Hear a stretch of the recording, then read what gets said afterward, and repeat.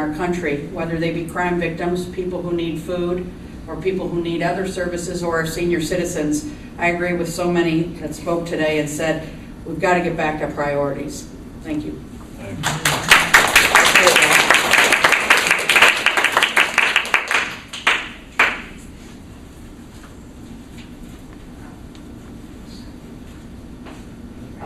My name is Adele Looney, and I am a retired teacher in Wadsworth, Ohio.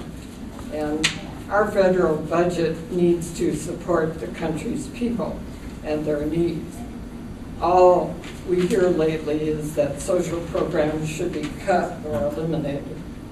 We do not need to be the outstanding military force in the world by depriving our citizens of their basic needs, such as health care, housing, and education. Medicare and Medicaid are health care programs that disabled citizens and seniors depend on to help them when their health fails and they can no longer afford the huge costs that accumulate with treatment. And the housing programs in this country need to be addressed by government programs that could stem the foreclosure problems in many areas.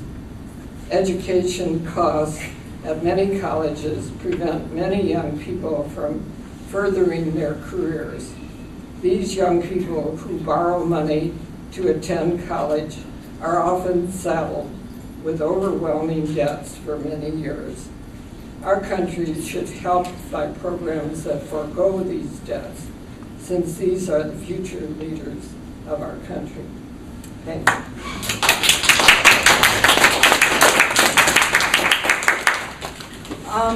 Since we are only about 5 minutes to 1, I think I'll just submit what I was going to say to the written testimony so that we have a little time for questions and answers. I hope that you all can stay for a few minutes, maybe 10, to answer any questions. So if you have a question, if you could raise your hand, and we'll try to direct the question to whomever might be the best person to respond. Did you have a question? Yes. I'd like to, if you would publish how many people who make over $250,000 million have sons and daughters fighting in Afghanistan and Iraq. Because we wouldn't want to burden them again with more money tax. I think it should be published who's fighting the wars. Yeah. Publish in the newspaper anybody who makes $1 million or more fighting in Afghanistan or Iraq. I also would like to have you publish any money you receive from APAC, insurance industries. I'd like to say facetiously, if we had thumbed our nose at Obama the way Netanyahu did, you would have voted them $3 billion. You made fools of yourselves. All around the world, they're talking about our Congress bobbing up and down to Netanyahu. This is the country that bombed the U.S. Liberty ship, murdered 34 Americans, wounded 178, and then torpedoed the lifeboats. We need Eisenhower. When Israel thumbed their nose at Eisenhower, he nailed him to the wall. We need Eisenhower, not APEC or Eric Hapter. We're making fools of ourselves all over the world. So Europe has to take over. They know APAC is running our farm wells. Is there a question in there? Please publish any funds you get from these lobbyists. Because we need to know, why are you doing the things you're doing? Okay, we'll have a response to that. Thanks.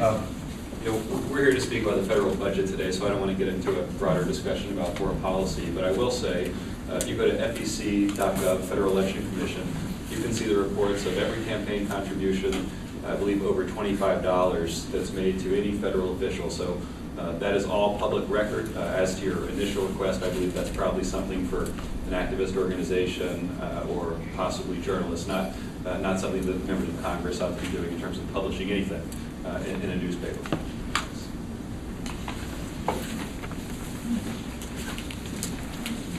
Is there another question? Yes. Yes, I would like to ask, what is the response from the different representatives that are here concerning what the president and his administration are doing as far as jobs are concerned? I know all of a sudden the Republicans are bringing that back up, but, you know, I feel that the economy is doing, I mean, it's picking up steadily. And so what is the response that, you know, your different people are saying about what is going on with the jobs? What has the Obama administration done about that?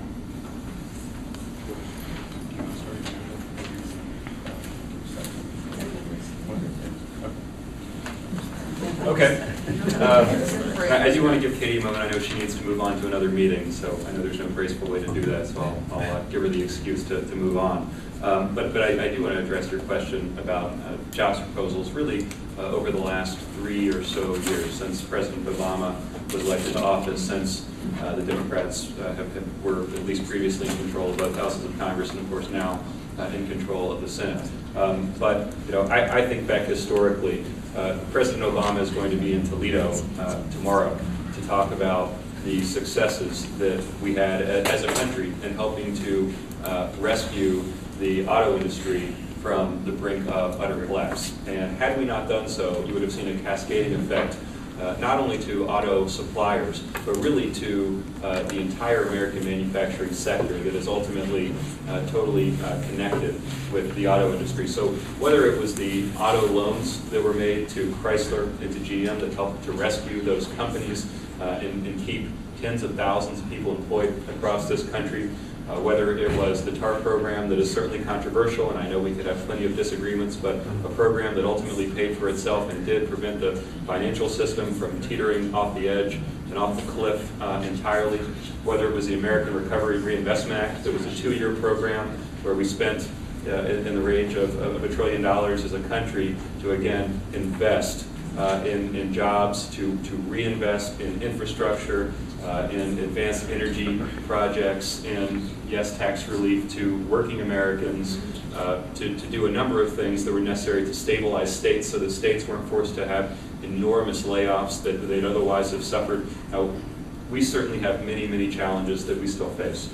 And if you take a look at President Obama's budget outline, if you take a look at any number of the pieces of legislation that Senator Brown has introduced over the last several years, many of which have broad support, often majority support. Unfortunately, majority support is not enough in the United States Senate these days to pass legislation. But if you take a hard look at the president's budget, like I said, in any number of pieces of legislation that Senator Brown has supported, any number of economic development projects or congressionally directed funding that Congressman Ryan has directed back to his district and back to this region of the state, you will see a clear jobs focus. So there's a lot more that we need to do.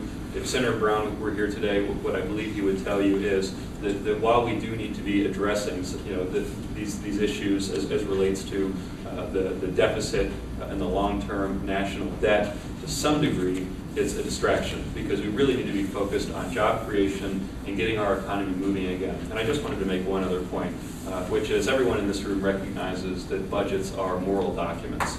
And the federal budget is a statement of our national values.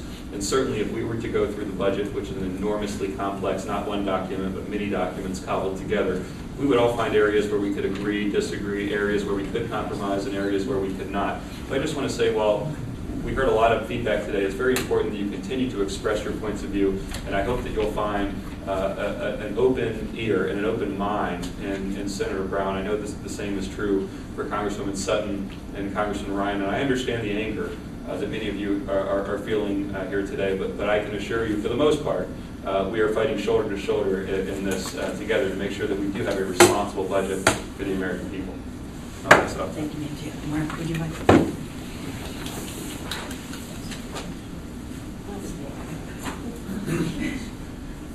By way perhaps of closing remarks and to address your concerns regarding the focus on jobs. All too often we allow our focuses to be shifted by what the media portrays and the hot button issue at the moment. The issue of jobs and creation has never been